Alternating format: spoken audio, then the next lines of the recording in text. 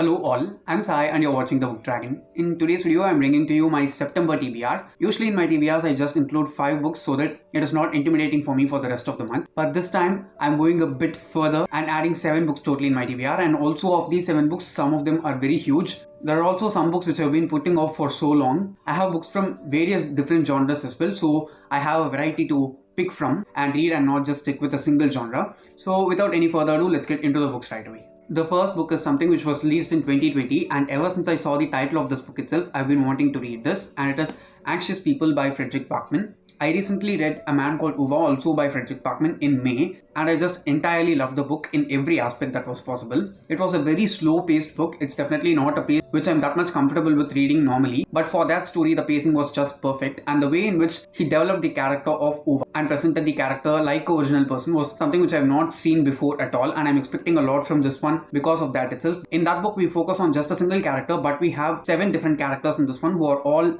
stuck in a bank robbery situation. So it's basically a hostage situation in which 7 people are stuck inside a bank and all of them are strangers to each other. I don't know how that relates with the title of the book, which is Anxious People, but I'm sure that Fredrik Backman would have done some justice for the title as well as the way in which he has written the story. So of all the 7 books in my TBR, this is the one which I'm prioritizing the most, and I think I'll be reading this first in the month. The next one is a fantasy book, and it is the first book in the Lord of the Rings trilogy, and it is The Fellowship of the Ring by J.R.R. Tolkien. Now, I recently read The Hobbit in August, and it was a very slow read. I also did not read it fast at all because I have read this one, which is The Fellowship of the Ring, in January of 2020. I read it so fast that now I don't remember anything from the book at all. So I decided to read the series from the prequel, that is The Hobbit itself, and I read The Hobbit very slowly. I think I read it over a time period of 2 weeks, which is very slow for me, but it was the best way for me to read the book because that was the only reason I was able to make my way through it and enjoy it completely as well. So I'm expecting the same from this one also. The main thing which I liked about The Hobbit was that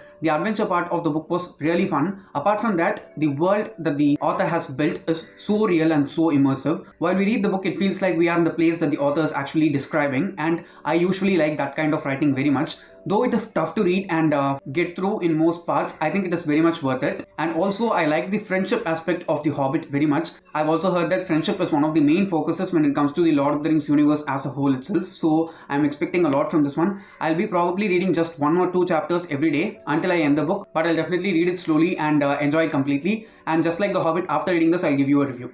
Next, we have a book which has been sitting on my shelf for so long. I think I bought this book over 2 years back, and there was only one reason why I bought it, and I'll tell it to you guys. The book is Firefly Lane by Kristin Hannah. I bought this book because of the reason that Kristin Hannah's book, The Nightingale, was so famous during that time, and when I saw the name of the author in a used book sale, I just went forward and picked the book. And also when I looked for the Goodreads ratings and reviews for the book, it was very positive, so I just went forward and picked it up. But until now, I have not read it at all. Even last year, Netflix adaptation in the form of a series has released for Firefly Lane, if I'm not wrong. I think this is the first part in a series also, which I did not know before I went through and checked for the plot of this book and how it is on the internet. Now, this is about 2 women who met 30 years before, and for these 30 years, they've just built this very strong friendship bond, and there's a point of time in which one of the 2 women ends up betraying the other, and from then on, all the drama ensues. And I've not read any of the other books by the author as well. I know that she is very famous, so I'm going to start from this one, and if I end up liking this, I'll probably read her other works also. Let's just wait and see.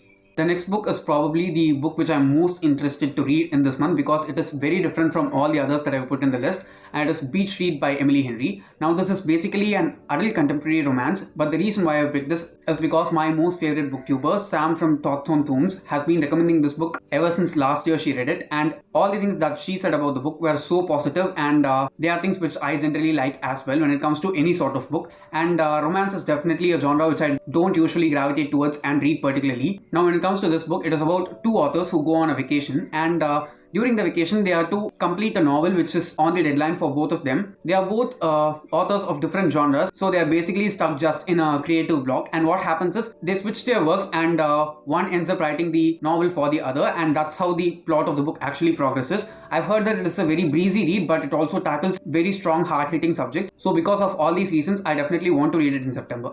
The next one is the biggest book in this pile, and it is also something which I did not want to include in the TBR, but I want to push myself and just start reading the books from this author because I have few of his books on my shelf, and it is LISEY'S Story by Stephen King. I actually started reading this in the September of 2020 and I got through like past 200 pages, but it is a very dark, depressing book, and just like most of the people in the world last year, I was also very depressed. But while I was reading this book, I did not know that I was depressed, and as a result of which I was not able to continue on with the book itself. It just felt so tough and dark for me, although it's not such a very dark subject. Usually when it comes to Stephen King books itself, they all have some strong content, so I was familiar with that while I got into the story. My aim is to finish it in September. I'm not sure if I'll be able to do it, but I'm going to give it a go. Let's just wait and see. I have this huge aim to read all these Stephen King books on my shelf at least. I have to start with some books, so I'm planning to start with this one. And the plot of this book is that we have this author who has recently died, and he's a very famous author. After he dies, his wife has to deal with a lot of stuff because of the fact that her husband was famous. So definitely it's going to be a dark, depressing read, but I am going to try and read it. The next book is another fantasy book, and it is the last book in a trilogy. I finished reading the second book in August, and I wanted to start this in August itself, but because of some reasons I was not able to push myself to start it, though the second book ended in a really good way. And I'm talking about The Amber Spyglass by Pullman, which is the last book in the His Dark Materials trilogy. I want to finish reading the series mainly to watch the HBO show itself. I watched the first season, but I've not watched the second season because I don't want to get spoiled for the third book. So this is definitely one of the books which is on high priority for me to read because it is huge. It will take a bit of time for me to read, but I can easily say that this is one of the most interesting fantasy worlds that I've read so far. It is very easy to get through, but the world and the magic itself is very complex. While you're reading it, you'll just feel like it is so easy to understand, but if you just take a step back and see the story in the way it is written, it's definitely not an easy story at all, because it is a story which basically happens in a multiverse, and there are just these portals and pathways through which you can just hop on between worlds. Not everyone knows the places where these portals and doorways are, but the people who accidentally step into them end up getting into other worlds, and even a slight shift or change in one particular world can just cause a huge imbalance for the other worlds as a whole also. So all these things are so complex, but the way in which the author handles them and presents them to us is very simple and super understandable. It is definitely suitable for all age ranges. It does not have any kind of graphic or explicit content at all. It is simple enough for kids as well as complex enough for adults. So if you are interested, please do try the His Dark Materials trilogy. Once I end up finishing this, I'll definitely do a comprehensive review for the entire trilogy as a whole.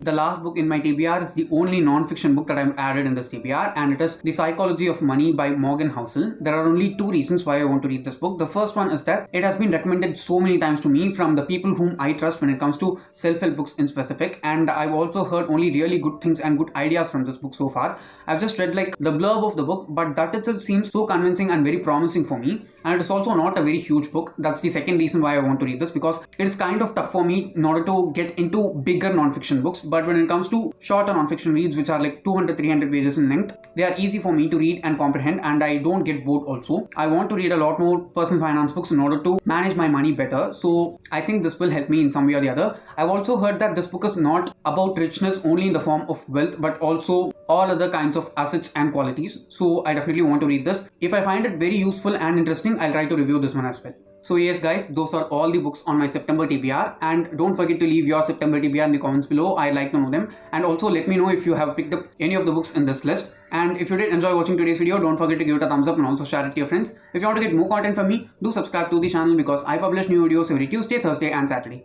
Thanks for watching and have a great rest of your day.